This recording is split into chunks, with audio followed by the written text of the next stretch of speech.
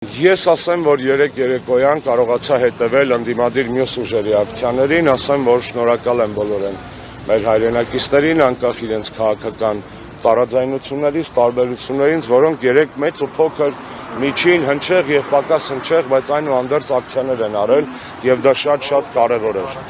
Ես չեմ ուզում մտնել այդ դաշտ, թե ինչու ակնկալածից ավելի քիչ էր, այդ հանրային աղմուկը։ Նախ չեմ համարում, որ այս փուլում մենք կարող ենք եզրակացություն անել քիչ էր թե շատ էր։ Երկրորդը, այս հարցում Սերժ Սարգսյանը բարձրաձայնել է մեր համագումարին որպես ընդդիմության համար միասնական ծրագրի առաջարկ հանրապետականի կողմից։ Մեր ակտիվությունը պատահական չի, մենք այս մի ամսիկեսա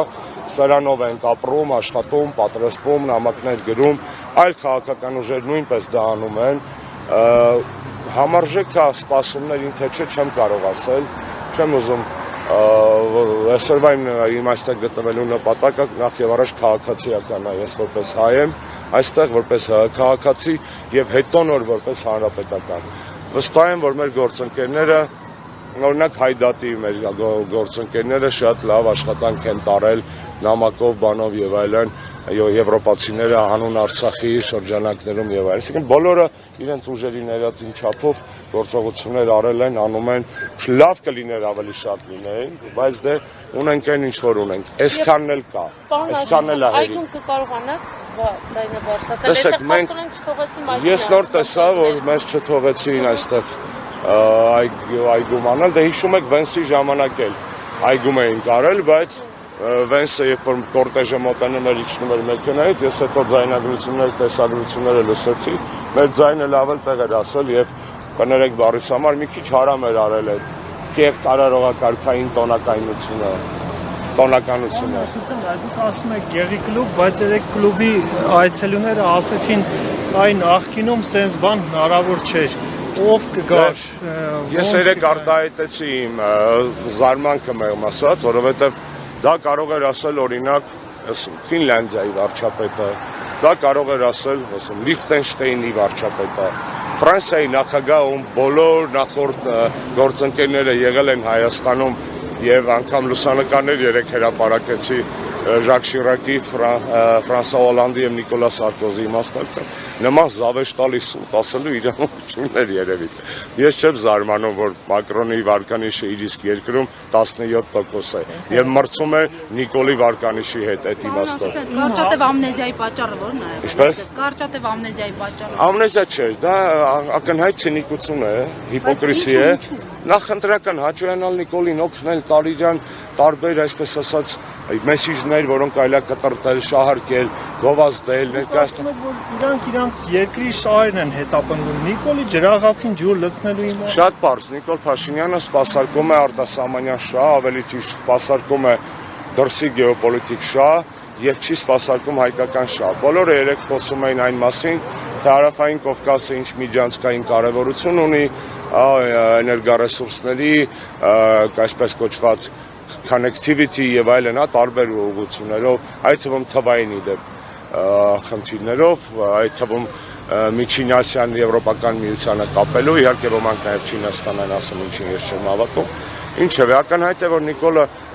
մեր շահերը պետք է ներդներ այդ ամբողջ գլոբալ նախագծերի մեջ, ինչը չի արվել։ Դա բացահայտ է, չէ՞, որ այդպիսի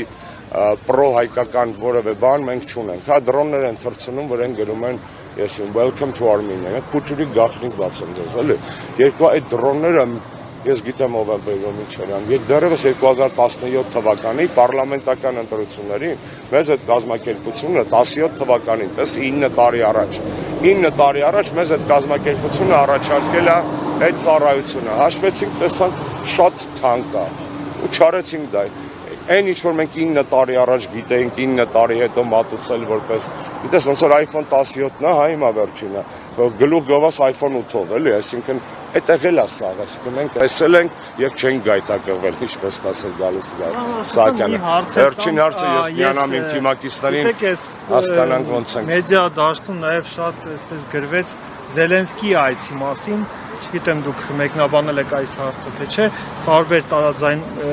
կարծիքներ հնչեցին։ Ինչպես եք դուք գնահատում, հա, ընդհանրապես Տեսեք, կատարվում է այն, ինչի մասին մենք խոսում ենք դեռևս 18 թվականի մայիսի 8-ից։ Նիկոլ Փաշինյանի աքիլեսյան գարշապարը, երբ որ առաջի պահից նա դարձավ վարչապետ, անվտանգությունն էր, արտաքին քաղաքականությունը, գեոպոլիտիկան այս բլոկն էր։ Ինքը իր պաշտամահավարման ամեն տարվա ընթացքում դա ապացուցեց։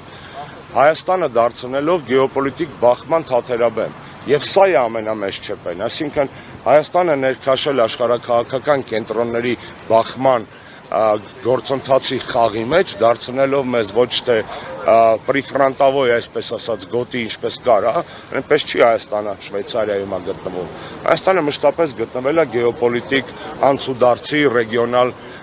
հարևանությամբ, բայց երբեք չի ներմուծել գեոպոլիտիկ կոնֆլիկտներ։ Նիկոլ Փաշինյանը շարունակաբար ներմուծում է Հայաստան գեոպոլիտիկ կոնֆլիկտներ, եւ սա ամենամեծ խնդիրն է։ Ձեր մատնանշած դրվագը դրա մի իմաստ է, մի այս վերջին արտահայտումն է, եւ ինձ ուրախություն չեն պատճառում երկու կողմերի սուր եւ ռազմատենչ եւ խրոխտ հայտարարությունները, որովհետեւ երկուսի կիզակետում էլ Հայաստանն է, երկու դեպքում էլ վատ է, մեզ համար վատ է, այլ չեմ ասում, այո, այդ հարցը տրամաբանական է, Հայաստանը ամենայն դեպս ֆորմալ առումով, դեռևս ֆորմալ առումով Ռուսաստանի ռազմավարական դաշնակիցն է։ Ձեր օպոնենտները սովորաբար ասում են, բայց տեսեք, Զելենսկին Ադրբեջան էլ գնաց։ Իսկ ինչու Ադրբեջանի գլխին մութանտը չկուտակվեցին, բայց մեր Ադրբեջանի նախագահը ցավոք սրտի արդեն այնքան կա, որ կարա Երևանի կազմակերպած գագաթաժողովում վիդեոկապով մատ թափտավրեկները դրանցից ոչ մեկ ծպտուն չհանի։ Մեկը հանեց։ Մեծոլան հանեց, դա Հայաստանի մասին չէր, դա Եվրոպայի մասին էր, դրա մասին խոսել ենք հարցազրույցի ամենասկզբում։ Շնորհակալ եմ։ Ազատություն բոլոր քաղբանտարկյալներին։